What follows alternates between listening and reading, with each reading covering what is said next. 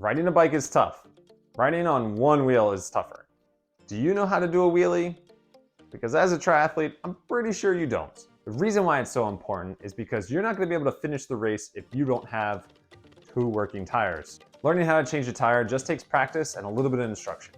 I'm here to help you, take you through how I changed my tire out on the road and finished it in just about 3 minutes. The first thing you're going to have to do when you change your tire on your bike is take it off.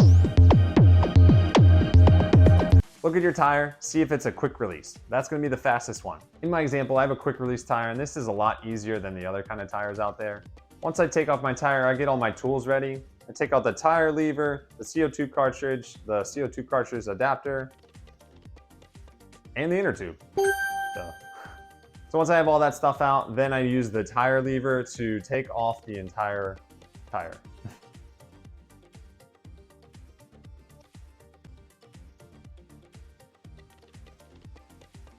Once you do that, you can remove the inner tube and then replace it with the new one.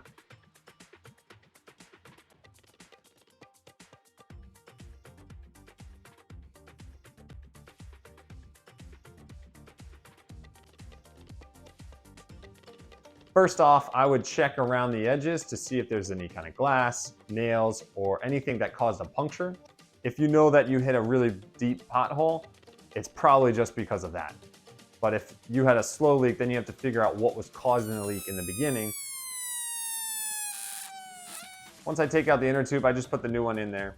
This is pretty easy. You put it right into the spot that it was coming out of, tuck it into the tire itself, and then start to put the tire back onto the wheel set.